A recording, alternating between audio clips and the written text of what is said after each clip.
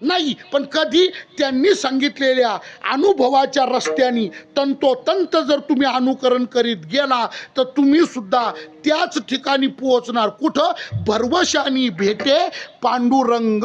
पांडुरंग भरवशानी भेटे. पण कोणत्या रस्त्याने गेल्यानंतर?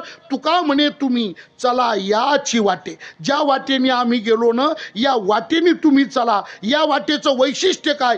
पांडुरंग हमखास निश्चित भरवशानी भेटतो, म्हणजे भेटतोच. हा आमचा अनुभव आहे. विठ्ठल ही वाट गोमटी, ही वाट गोमटी वैकुंठाशी जाता. अत्यंत गोमटा महाभारतामध्ये बरं का, त्या यक्षानी राजा धर्माला 105 प्रश्न विचारलेत. महाभारतात यक्षानी राजा धर्माला प्रश्न विचारले किती? 105. त्या 105 प्रश्नामध्ये त्यांनी विचारलेला हा प्रश्न आहे बरं का. हो, कोणता? त्यांनी विचारलंय सांग. जाऊ दे, असं काय नाही. त्यांनी विचारलं सांग युधिष्ठिरा, शांततेत घ्या म्हणून शांत. युधिष्ठिरा सांग, धर्मा सांग. धर्म म्हटला बोल ना यक्षा. काय? त्यांनी विचारलं सांग. कप पंथाहा, कप पंथाहा, जीवाला परमात्म्यापर्यंत नेऊन पोहोचवणारा या जगातला सर्वात श्रेष्ठ पंथ. पंथ म्हणजे मार्ग, मार्ग म्हणजे रस्ता, रस्ता म्हणजे वाट. जीवाला भगवंतापर्यंत नेऊन पोहोचवणारा सर्वात श्रेष्ठ रस्ता कोणता? कप पंथाहा, कप पंथा. जगातला सर्वात श्रेष्ठ मार्ग कोणता? हा प्रश्न कोणी विचारला? कोणाला माहिती? कोणाला विचारला? कोणाला माहिती? यक्षाने विचारला, राजा धर्माला विचारला. काय विचारला? कप पंथाहा. त्या प्रश्नाला राजा धर्मानी जे उत्तर दिलं ना, ते उत्तर फार गोड आहे. काय उत्तर दिलं? ऐका, राजा धर्म उत्तर देतो. राजा धर्मानी फार सुंदर उत्तर दिलंय. विठ्ठल विठ्ठल विठ्ठल. को प्रतिष्ठो श्रुतयो विभिन्ना नासो मुनिर्यस्य मतं न भिन्ना धर्मस्य तत्वम नियतम गुहायाम. आणि शेवट ऐका, महाजनो एन गतस्स पंथाहा. त्यांनी सांगितलं यक्षा, धर्म बोलतो यक्षा, हाच मार्ग श्रेय, हाच मार्ग उत्तम, हाच मार्ग चांगला. अरे पण कोणता? महाजनो एन गतस्स पंथाहा. ज्या रस्त्यानी ज्ञानेश्वर महाराज, तुकाराम महाराजासारखे साधू संत ज्या रस्त्यानी तिथपर्यंत गेले तोच रस्ता चांगला. महाजनः एन गतः सहा पंथाः.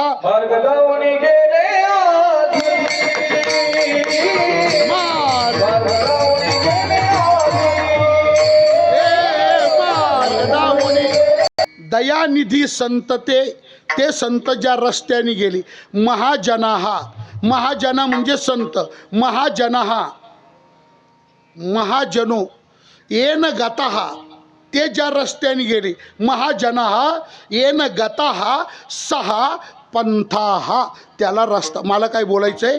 तुकाराम महाराजांनी सांगितलेला हा अनुभव आपण घेऊन त्यांच्या अनुभवाप्रमाणे जर आचरण करण्याचा प्रयत्न केला तर आपण सुद्धा त्या अवस्थेला पोहोचल्याशिवाय राहणार नाही. ही काळ्या दगडावरची पांढरी रेघ आहे. हे सूर्यप्रकाशा एवढं सत्य आहे.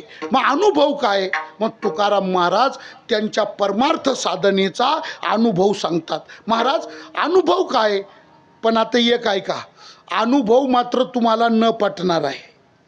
अनुभव जो सांगितला हा इथं बसलेल्या स्त्री पुरुषांना कोण, तुम्हाला मरू द्या, आम्ही सुद्धा जे सगळे आहेत ना, आपल्या कोणालाच न पटणारा असा अनुभव सांगितला आहे.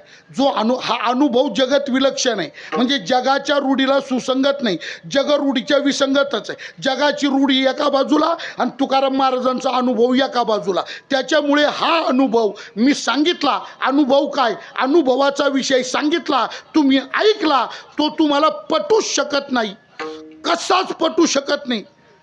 पण अनुभव काय? तुम्हाला पटूच शकत नाही. अहो महाराज, पण तुम्हाला पटणारच नाही. आता अरे पण अनुभव काय?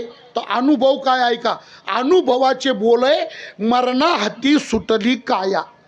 मरणा हाती सुटली. अनुभव काय? काया काया मरणा हाती सुटली, म्हणजे माझा मरणाचा संबंध संपला, मरणाचा आणि माझा संबंध विच्छेद झाला. आता मरणाचा आणि मला संबंध शिल्लक राहिला नाही. काय झालं? माझी काया मरणाच्या हातून सुटली, म्हणजे माझं मरण संपलं. काया मरणा हाती सुटली हा अनुभव आहे. अनुभव काय? मरण माझं संपलं. आता हा अनुभव आपल्याला पटूच शकत नाही. का पटू शकत नाही? मला एक मिनिट सांगा. आजपर्यंत आपण जेवढे वर्ष जीवन जगलो, आता कोणाचं वय किती, कोणाचं वय किती, कोणाचा कितवा बड्डे झाला, ज्यांनी त्यांनी ठरवा. आता कोणी 50, 55, 60, 65, 70, 72, 74 काय असेल ते.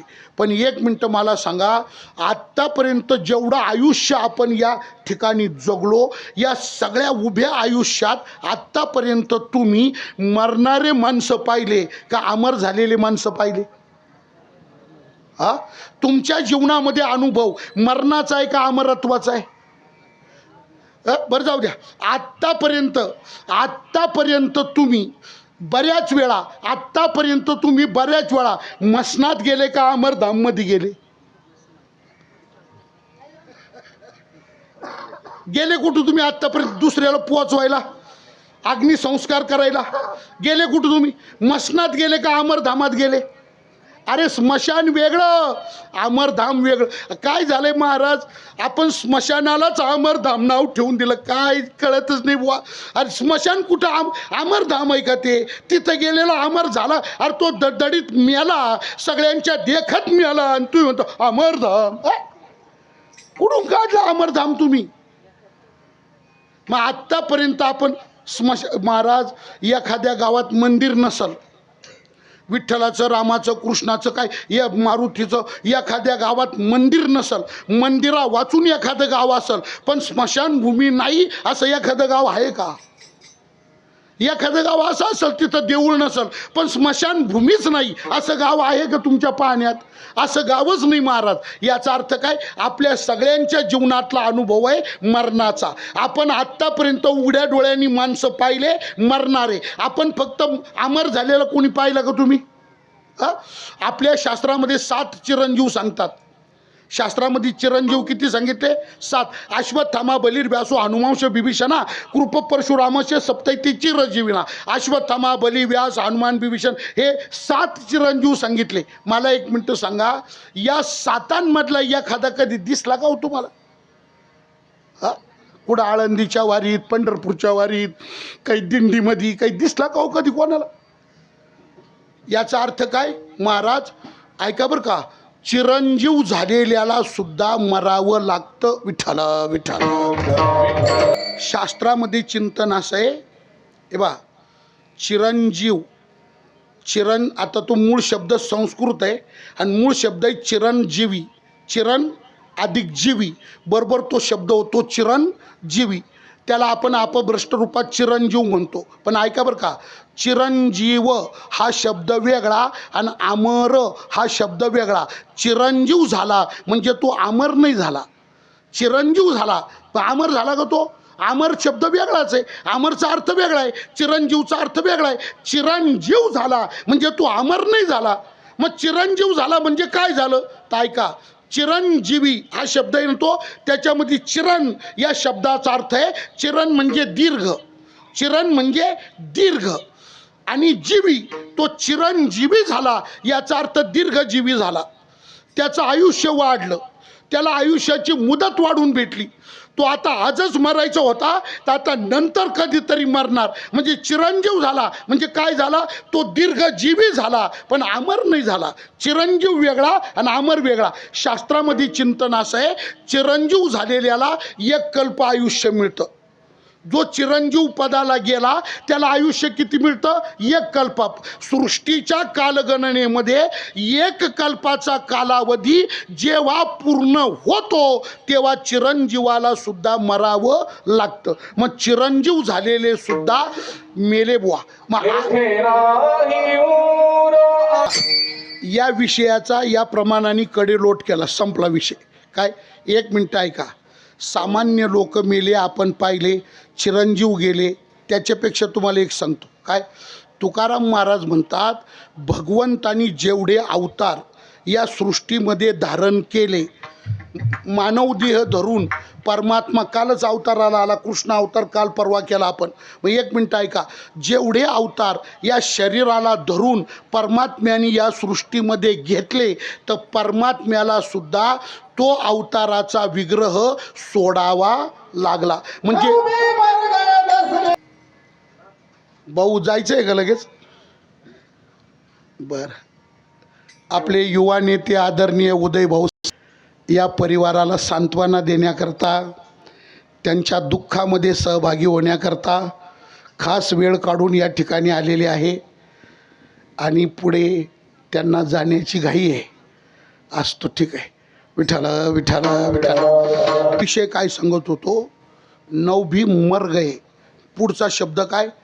10 भी 10 अवतार आपल्याला माहिती, हे कच्छ मच्छ वरा वगैरे 10 अवतार माहिती.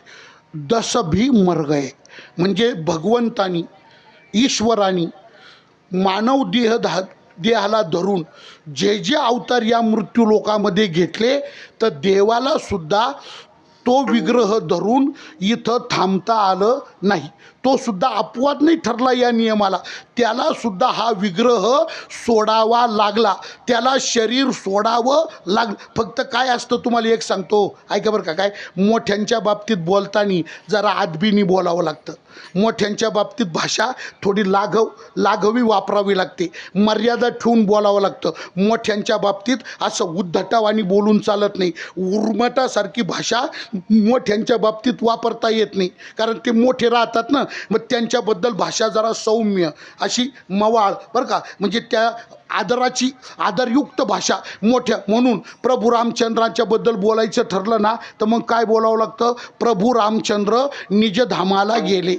रामचंद्र निजधामाला गेले. ऐका बरं का एक मिनटं. रामचंद्र कुठे गेले? कार्य संपलं, सगळे अयोध्या घेतली. रामचंद्र कुठे गेले?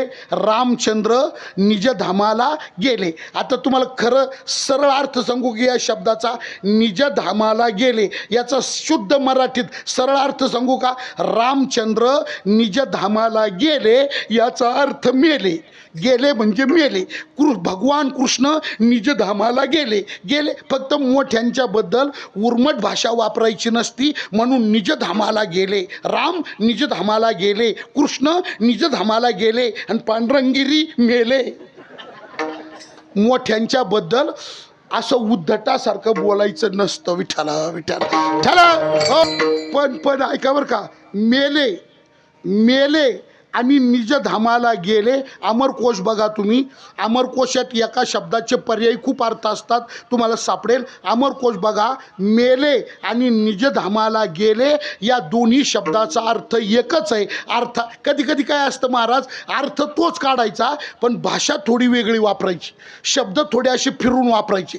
अर्थ तोच, अर्थात बदल नाही, फक्त भाषा वेगळी वापरली. समजा गरिबाच्या घरात एखादा येडा असला ना, गरिबाच्या घरात एखादा येडपट असला ना, बोळसर, सगळा गाव येडे ठार येडे बावळटे मूर्खे येड, सगळं गाव त्याला येड्यात काढतं. येड आणि जागीरदार कोट्याधीश श्रीमंत त्याच्या घरात ठार येडा असला, त्याला कोणी येडं म्हणत नाही. मग त्याला म्हणतात रावसाहेबांचा स्वभाव लई बोळा आहे. बोळा म्हणजे बावळटच. अर्थ तोच, अर्थ काही बदलला का? अर्थात रस्त्याने चालताना केळाच्या सालपटावर पाय पडला, घसरला, एक जण पडला, घसरला पडला, सगळा गाव निब्बार आपटला, धपकन आपटला, रपकन आपटला, सपकन आपटला, मुळीवाणी आपटला, दणकन, सगळं गाव आपटला. आणि एखाद्या श्रीमंत जागीरदारच्या घरचा माणूस धावत्या घोड्यावरून सटकन पडला तर त्याला कोणी आपटला म्हणत नाही, मग त्याला म्हणतात रावसाहेब घोड्यावरून सटकला म्हणजे आपटलाच. अर्थ काही बदलला का? तसं निजधामाला गेले आणि मेले म्हणजे अर्थ फक्त इतकाच लक्षात घ्या. काय? इथं देवादिकांना सुद्धा हा देह सोडावा लागला, त्यांना थांबता आलं नाही. मग एक मिनटं पहा का, इथं अनुभव फक्त एकच आहे प्रत्येकाच्या जीवनात. कोणता? मरण आणि मरण. दुसरा अनुभवच नाही महाराज. तुम्ही परमार्थ करा नाही तर तमाशा करा, अनुभव एकच आहे. कोणता? मरण. मग सगळं सगळं जग रात्रंदिवस मरणाचा अनुभव भोगतं. आणि याच जगत प्रवाहातले एक घटक असणारे तुकाराम महाराज, ते मात्र त्यांच्या जीवनात अमरत्वाचा अनुभव सांगतात. मग 99% लोकांना मरणाचा अनुभव आहे आणि एकाच माणसाला अमरपणाचा अनुभव आहे. कसा मानायचा सांगा, कसा पटून घ्यायचं सांगा? शक्यच नाही महाराज, अरे शक्यच नाही. तुमचं मरण संपलंय, तुम्ही बोलता ना, आम्हाला पटतच नाही, शक्यच नाही, अजिबात शक्य नाही. तुकाराम महाराज म्हणतात, गड्या व ऐका, तुम्हाला पटो अथवा न पटो, तुम्ही माना अगर न माना, तुमचं काय असेल ते तुमच्या घरी गेल्यावर पहा, पण मी मात्र छाती ठोकपणे सांगतो, माझा अनुभव मात्र हाच आहे. कोणता? अभंगाच्या पहिल्याच्या. महाराज म्हणतात, गड्या हो, तुमच्या मानण्या न मानण्याचा मला काही संबंध नाही, तुम्हाला पटण्या न पटण्याचा मला काही संबंध नाही. तुमचा अनुभव काय असेल ते तुम्ही पहा, पण माझा अनुभव मात्र हाच आहे, माझा अनुभव हाच आहे. विठ्ठला विठ्ठला, तुम्ही माना न माना, तुम्हाला पटो न पटो, मात्र माझा अनुभव काय? मरण आणि येली, मरणच मारून टाकलं, मरणच संपवलं, मरण आणि येले. आता नाही आम्हा जावे, मरावे आम्हाला जन्माला यावं लागत नाही, आम्हाला मरावंही लागत नाही. जन्म मरणाच्या पलीकडे जी आनंदरूप अवस्था, परब्रह्मरूप अवस्था, त्या अवस्थेला आता आम्ही जाऊन पोहोचलो.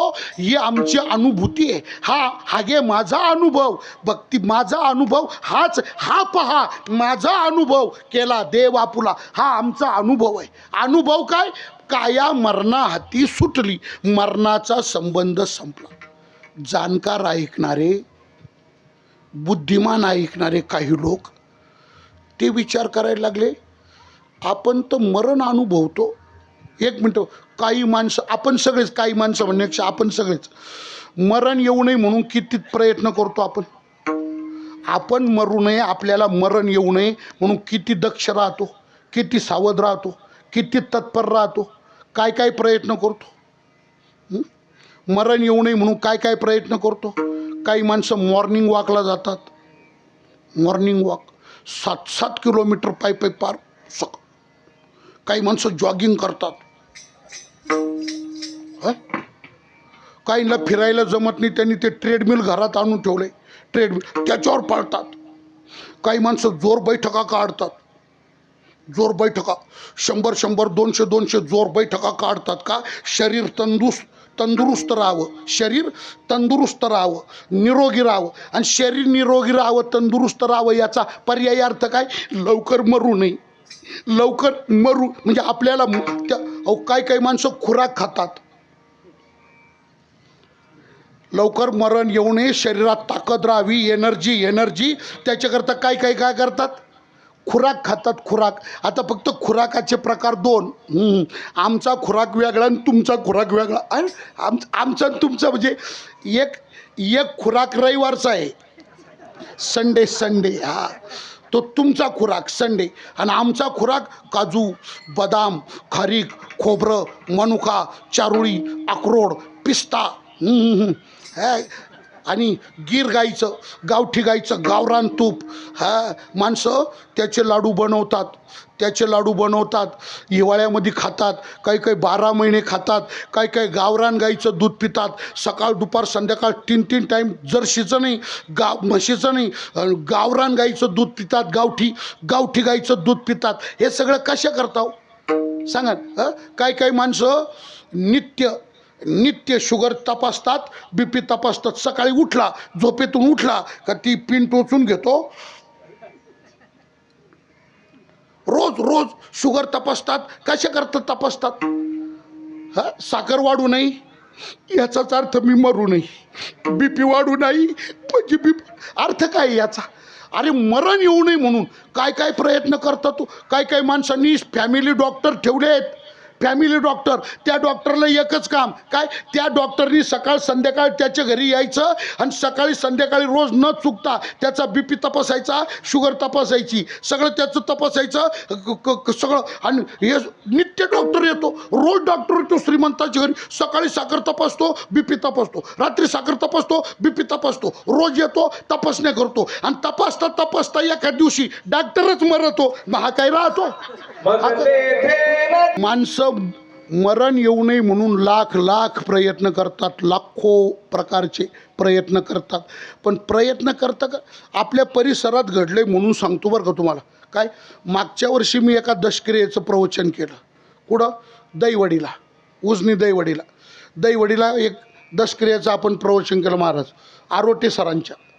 ते आरोटे सर आळे फाट्याला होते आणि विशेष गोष्ट ते PTचे शिक्षक होते. PTचे म्हणजे खेळाचे, पोरांचा PTचा तास असतो ना, खो खो, कबड्डी, व्हॉलीबॉल, ते पोरांना खेळलं होतं ना PTचे, ते कवायत वगैरे. हा, ते आरोटे सर होते PTचे शिक्षक. ना सकाळी ते रोज पहाटे 5 वाजता उठायचे आळे फाट्याला, त्यांचा नित्यनेम. सर आरोटे सर रोज पहाटे 5 वाजता उठायचे आणि 7 किलोमीटर रनिंग करायचे. चालत नव्हते, असे चालायचे नाही, रनिंग करायचे. रनिंग किती? 3.5 किलोमीटर जायचे आणि 3.5 किलोमीटर यायचे. 7 किलोमीटर रनिंग करायचे. मागच्या वर्षी पहा, ते सर पहाटे 5 वाजता उठले.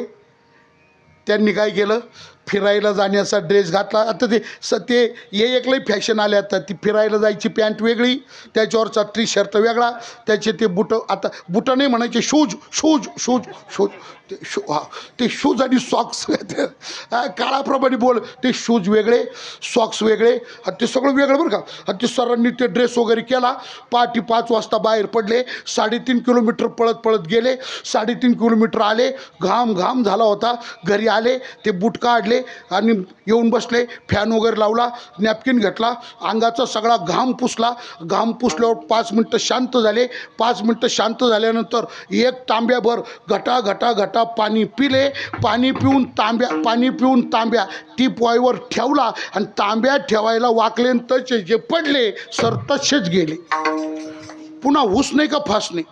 कोई लाख करे चतुराई, कोई लाख करे चतुराई, कर्म का लेख मिटे ना भाई. हा, कोई लाख, तुम्ही काही प्रयत्न करा, माणसं मरण येऊ नये म्हणून नाना प्रकारचे प्रयत्न करतात. पण प्रयत्न करतात करतात आणि शेवटी मरतात. काय तुकोबाराय गोड बोलले या नाटाच्या अभंगात, तुम्ही काही करा पण मग तेथे नचले काही, मग तेथे नचले काही. सत्ता संपत्ती राहीन ठाईच्या ठाई, पुढे संचित जाईल ग्वाही. तुका म्हणे तई यम आज्ञा. विठाला विठाला विठाला. बरी मरणाचं कोष्टक असं आहे महाराज, ऐका बरं का. मरणाचं कोष्टक असं आहे, ज्या ठिकाणी त्या व्यक्तीचं आयुष्य संपलं, ज्या क्षणात त्या माणसाचं आयुष्य संपलं, त्या क्षणाला काळ त्याला उचलतो, म्हणजे उचलतोच बस. मग तेथे नचले काही, तेथे मग काही नचले.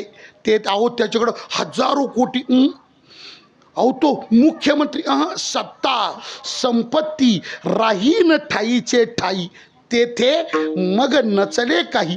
तिथं कोणाचं काहीच. आणि मरणाचं गणित आहे महाराज. तुम्हाला सांगू का, ज्याचं आयुष्य संपलं ना काळ त्याला राहू देत नाही.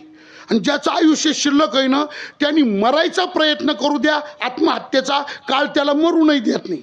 आयुष्य शिल्लक आहे त्याला मरू देत नाही. आणि आयुष्य पूर्ण काय झालं तुम्हाला गंमत सांग, तुम्ही ऐकलं असेल बघा. काय, मुंबईमध्ये एक नवरा बायकोचं जोडपं होतं, 2 लेकरं, मुलगी मुलगा होते.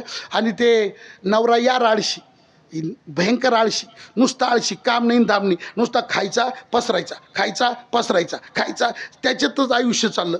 आणि आता ती बायको बिचारी लोकांच्या घरी दोन्ही भांडे करायची, फरची पोचा करायची, स्वयंपाक पाणी करायची, त्याच्यात 2 रुपये कमवायची, त्याच्यात तिचं पोट भरायची, त्याचं पोट भरायची, पोरापोरींचं पाहायची, शाळा शिक्षण आमकं डमकं. आणि त्या बाईला कधी कधी वाईट वाटायचं हो, कारण हा नवरा ना कधी फिरायला नाही, कधी काही नाही, कधी हॉटेलात नाही, कधी खायला प्यायला नाही, कधी काय. अहो कामच नुसता खायचा आणि पसरायचा, खायचा आणि पसरायचा. त्या बाईला वाटतं शेजारे पाजाऱ्यांचे नवरे त्या बायकांना घेऊन फिरायला जातात, त्यांना साड्या घेतात, दागदागिने घेतात, काय काय हाऊस मौस करतात. आणि आपलं काय नशीब फुटलं काचा नवरा मिळाला, पण तिने जीव मुठीमध्ये धरून जीव मारून पोरं लहानचे मोठी केली. 25 वर्ष झाली, पोरगं 25 वर्ष झालं, पोरगं कमवतं झालं, पोरगी लग्नाला आली, पोरगं कमावतं झालं. मग तिला घरामध्ये थोडा आधार आला. आणि एक दिवस आता ती मधून त्याच्यावर चिडायची बरं का, पण त्याच्यावर चिडले का तो तिला एकच दम द्यायचा, तो तिला एकच दम. ती म्हणे काय वागता तुम्ही, काय वाग नाही तुमचं, काय तुम्हाला पटतं. तो म्हणे बाय टेन्शन द्यायचं नाही, मला टेन्शन दिलं ना मी आत्महत्या करील, मला टेन्शन दिलं ना मी आत्महत्या, आणि मी आत्महत्या करील म्हटलं का ती बिचारी ढिल्ली पडायची, गार पडायची. कारण तिला काय वाटायचं, नका काम धाम करीना पण घराला पांघरून तर आहे ना, नका का उपयोगात येणं पण कपाळावर तर बरा दिसतो ना. पांढरं कपाळ घेऊन लोकांमध्ये फिरण्यापेक्षा बरं आहे, जाऊ द्या बरं खाऊन का पसरू. त्याच्यामुळे ती ढिडली. असं करीत करीत 25 वर्ष लोटले. पोरगा हाताखाली आला, पोरगा कमावतं झाला, पोरगी पण नोकरी लागली, ती कमव, आणि मग तिला थोडा आधार आला. आणि एक दिवस सकाळी 6 वाजता तिने त्याला असा पती म्हणे, मला अजिबात वागणं पटत नाही तुमचं, काय वागतं तुम्ही, काय कमव तुम्ही, काय करता आला आयुष्यात, तुम्हाला खाऊन आयुष्य घालू तुम्ही, झोपेत आयुष्य. तो म्हणले बाय सकाळी सकाळी टेन्शन देऊ नको, नाही तर मी आत्महत्या करील. आणि तिचा सहनशक्ती संपलीच होती. आणि ती म्हणे मरायचं ना, आणि जाय मर आत्महत्या करायची ना, जाय म्हटली कर, कोणत्या पुलावून ढकलून देऊ, मी येऊ का ढकलून द्यायला, मर. आता 25 वर्ष कधीच नाही, बायको आजच मर म्हटली, याला माघार घेता येईना, त्याला माघार घेता येईना. बायको जाय म्हटलं, जायचीच पाळी आली ना त्याला. आणि शेवटी गेला महाराज एका उड्डाण पुलावर गेला. त्या उड्डाण पुलावून त्यांनी जीव देण्याकरता उडी मारली. खाली सिमेंट कॉन्क्रीटचा रोड होता, वरून तो निघाला, उडी मारली त्यांनी. आता त्याचं डोकं सिमेंटच्या रोडवर आदळणार, मेंदू बाहेर पडणार, धडकन तो पहिल्या गाडीनी मरणार. म्हणून आत्महत्या करण्याकरता त्यांनी वरून उडी मारली. आणि त्याची उडी खाली खाली येत होती. तर तेवढ्यात त्या UP बिहारचा एक भैया डोक्यावर मेथीच्या भाजीचं डालकं घेऊन मंडईमध्ये भाजी विकायला चालला होता. तो भैया त्या पुलाखालून पुढं निघायचा टाईम आणि याची उडी पडायचा टाईम एकच झाला. आणि हा वरून त्या भैयाच्या मेथीच्या डालक्यामध्ये पडला. आणि मेथीच्या भाजीवर पडला ना, त्याला खर्चटलं नाही, काय नाही, काय नाही, त्याला काहीच झालं नाही, अगदी सही सलामत. त्याला त्याला काहीच झालं नाही. पण भैया गेला ना, भैया जागीच गेला ना. मला तुम्ही सांगा, एकाएकी 80-90 किलोचा बोजा अंगावर पडला, काय खाऊन भैया जिवंत राहील सांगा ना तुम्ही. म्हणजे मला काय बोलायचं आहे का, ज्याचं आयुष्य शिल्लक आहे त्यांनी मरायचा प्रयत्न करू द्या, हा त्याला मरू देत नाही. आणि ज्याचं आयुष्य संपलं त्यांनी जिवंत राहण्याकरता लाख प्रयत्न करू द्या, तो त्याला जिवंत राहू देत नाही. याचा अर्थ काय, मरण प्रत्येकाच्या ठिकाणी मरण.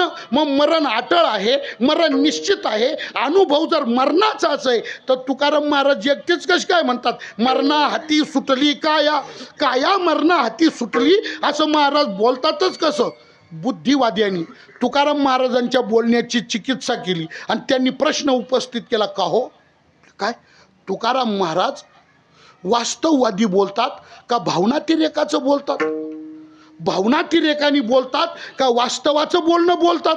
बोलण्याचे 2 प्रकार आहे, वास्तवाचं बोलणं वेगळं आणि भावनेचं बोलणं वेगळं. ऐक सांगू का काय फरक आहे. वास्तवाचं बोलणं त्याला म्हणतात जशी वस्तुस्थिती आहे, जशी वस्तुस्थिती आहे 100% तंतोतंत तसंच्या तसंच खरं बोलणं, याला वास्तवाचं बोलणं म्हणतात. आणि भावनेचं बोलणं काय, भावनेच्या आहारी जाऊन जी बडबड केली जाती त्याला भावनेच्या बोलण्यात खरं काही नसतं महाराज.